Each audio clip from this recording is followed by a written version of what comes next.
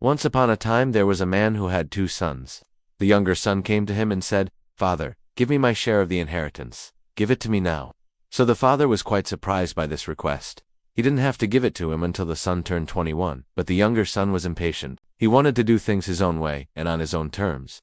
So the father thought to himself, well, here goes nothing. If that's what he wants, that's what he's gonna get. So the father did as the younger son requested. He gave him his share of the inheritance and basically wished him all the best in his future endeavors. Now, the younger son took that money and he went on a trip to a far-off land where he began to live out his dreams. But soon that money started to run out and he began to waste away. Now, when that happened, he made some really bad decisions and he began to live very recklessly. And then eventually he found himself completely broke. Now, during that time, there was a terrible famine in that land. And so because he was broke, and because he made these terrible decisions, no one wanted anything to do with him. And so he ended up doing the degrading work of feeding pigs. It was a job beneath him, but that's what he had to do to survive. Now, while he was there, something amazing happened. He looked at the pigs and he said, "You know what? I wish I could eat the pigs' food." And if you've ever fed pigs before, you know that they eat slop. It's like this nasty, gross mush. But he was so hungry and so desperate that he just wanted to eat the pig's slop. He was willing to lower himself to the lowest of the low. Now, thankfully, after hitting rock bottom, the scales finally fell from his eyes, and he realized how good his father was, how good his father's house was, and how bad of a decision he made to leave. And so he thought to himself, you know what? I need to go home. So he got up, he started to walk home, and he was gone.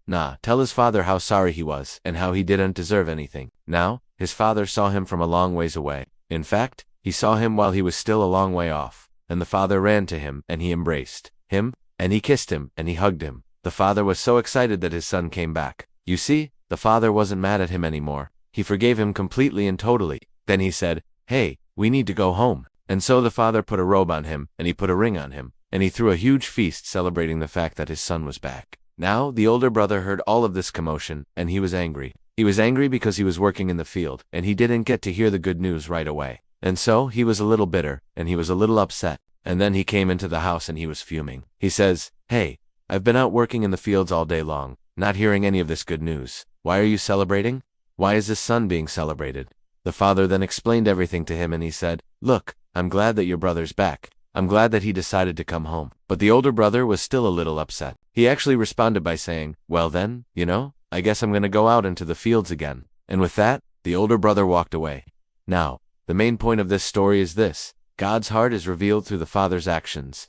See, the younger son represents those people who are far from God. They're living their life however they want.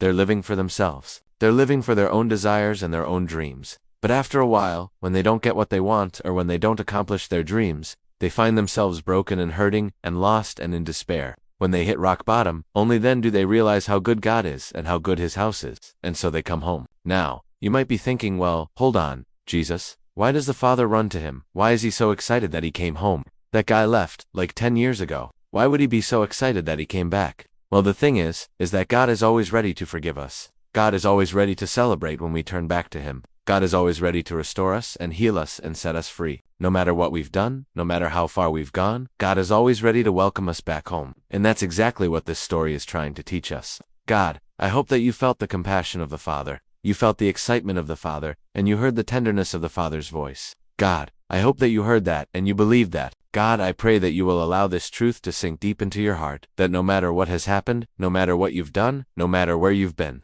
God is ready to receive you, to welcome you, to embrace you, and to celebrate with you. God, I pray that you will believe that and live that way.